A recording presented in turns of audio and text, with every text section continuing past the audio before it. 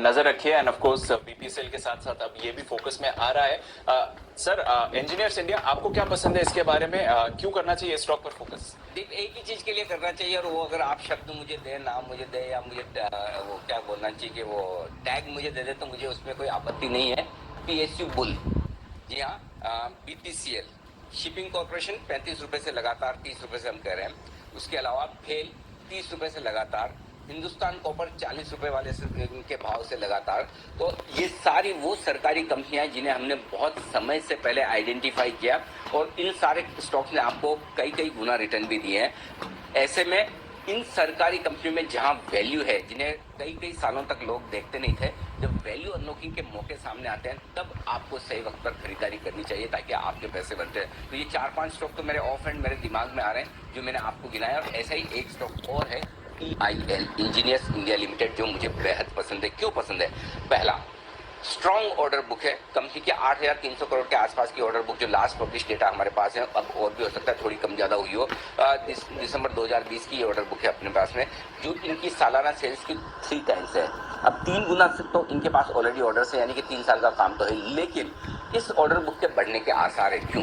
$60 के ऊपर कच्चा तेल टिका रहता है, तो फिर मिडिल ईस्ट कंट्रीज में थोड़ा ऑयल एक्सप्लोरेशन को लेकर एक्सपांशन होते हैं और खर्चे उनके बढ़ते हैं। उसका सीधा सीधा फायदा फिर EIL को मिलता है, क्योंकि ये ऑयल एक्सप्लोरेशन से जुड़ा हुआ कामकाज ये करते हैं, तो उसका फायदा इन्हें मिलता है, रिफाइनरी का भी और कंसल्टेंसी देने का भी। तो पहला कारण तो वो है कि इनकी ऑर्डर बुक बड़ी तगड़ी है और वो और बढ़ने वाली है। दूसरा कारण है भारी भरकम कैश। ऐसे आप कैश देखेंगे तो आपको लगभग 50 रुपए प्रति शेयर कैश दिखेगा, लेकिन उससे भ्रमित मत होइए, क्योंकि उसमें से काफी कुछ कैश ऐसे हैं जो इनको एडवांस अगेंस्ट ऑर्डर्स मिलते हैं, लेकिन उसके बावजूद भी लगभग 25 रुपए के आसपास का कैश कंपनी का कमाया हुआ है इनकी बैलेंस शीट में। आप सोचिए 80-85 रुपए का दाम शेयर का और 25 रुपए के आसपास कैश हो, तो फिर आपके लिए शेयर कितना सस्ता हो सकता है। कैश निकाल देता हूँ। और उस लिहाज से डिविडेंड आप देखेंगे तो डिविडेंड बहुत ही अट्रैक्टिव है।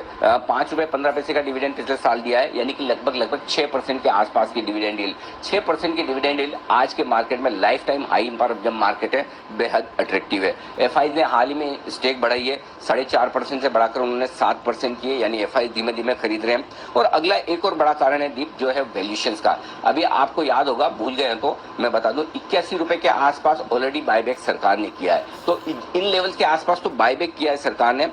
जीरो डेट कंपनी है और one of the cheapest PSU है, और बहुत ही बेहतरीन फंडामेंटल वाली और मजबूत बैलेंस शीट वाली कंपनी है। ये आपके पोर्टफोलियो में होनी चाहिए। मेरे टारगेट है 125 रुपए के। शॉर्ट टर्म पोजिशनल ट्रेडर्स कोई है तो वो 100 रुपए के टारगेट रखिए, और जो इन्वेस्टर से लंबे समय के लिए होल्ड करके चल सकते हैं उनको 125 रुपए के टारगेट के साथ आराम से खरीदें। हड़बड़ी ना करें, जल्दबाजी ना करें। सारे शेयर मिलते हैं, कोई भाग भाग के दौड़ के ऐसा कोई जरूरी नहीं। मैं हमेशा बोलता हूँ, अब कोई BSE कल जैसा हो सकता है कि 150 रुपए बढ़ जाए, ये हमें भी नहीं पता कि जहाँ खुले वहां से इतना बढ़ जाए, और ये भी हो तो मुझे नहीं पता। बट आराम से आप इनको रडार पे रखिए, लिस्ट बनाकर रखिए। जब बाजार खराब हो या स्टॉक करेक्शन